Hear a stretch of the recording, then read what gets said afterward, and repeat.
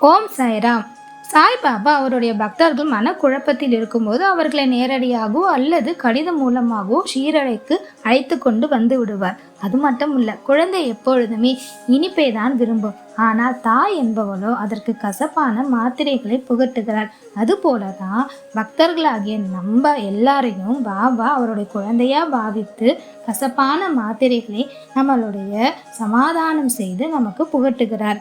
இந்த வார்த்தைகளுக்கு இணையான ஒரு நிகழ்வு தான் ஷீரடியில நடந்ததுங்க. அது ஸ்ரீ சாயி சச்சரிதத்துல அத்தியாயம் 25ல அழகா சொல்லியிருக்காங்க. தாமு அண்ணா அப்படிங்கிறவர் பாபாவோட ரொம்ப நெருங்கிய பக்தர். அவர் ஒரு நாள் என்ன ஆசைப்பட்டாருன்னா, ஒரு பஞ்சு வியாபாரம் பண்ணலாம், அது லட்சக்கணக்கில் லாபம் வரும் அப்படின்னு அவர் மனசுல தோணுச்சு. ஆனா அதற்கு பாபாவின் அனுமதி வேண்டும் என்று விரும்பினர். அதனால ஷாமாவுக்கு கடிதத்தில் இதை பற்றி தெரிவித்து பாபாவிடம் கூறி அனுமதி பெற்று தருமாறு கூறினாருங்க. இதை கேட்ட பாபாவும் இந்த கடிதத்தை படிச்சுட்டு பாபா கிட்ட போய் சொல்லலாம் அப்படின்னு யோசிச்சுட்டு இருக்கும் போதே பாபா என்ன சொன்னார், என்ன ஷாமா நீ ரொம்ப அமைதியா இருக்க, இந்த தாமுன்னா பறக்கிறதுக்கு ரொம்ப ஆசைப்படுறாரோ அப்படின்னு கேட்டோடனே நம்ம ஷாமாவுக்கு ரொம்ப அதிர்ச்சியாக இருந்துச்சு, வியப்பாகவும் இருந்துச்சுங்க.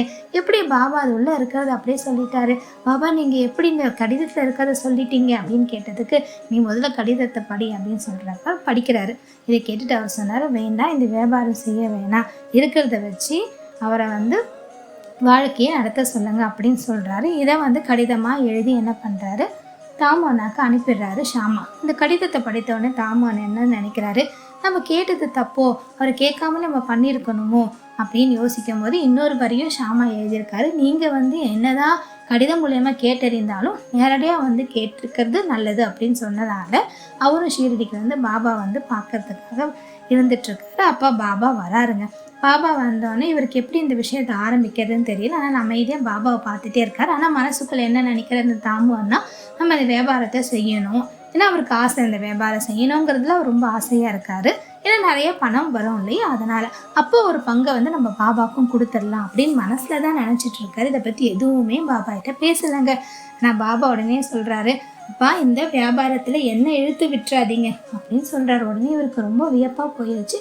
பாபா எப்படி மனசு நினைச்சதை சொல்றாரு, அப்ப இந்த அளவுக்கு நம்ம புரிஞ்சு வச்சிருக்காரு, நம்ம அவருக்கு பிடிக்காத இந்த விஷயத்த செய்யக்கூடாது அப்படின்னு முடிவு பண்ணிடுறாரு. உடனே அடுத்தது பாபா கிட்ட அவர் என்ன கேட்குறாருன்னா, தானியம் அரிசி கோதுமை பலச்சரக்கு சாமான்கள் வியாபாரம் செய்யலாமா அப்படின்னு கேட்குறாரு.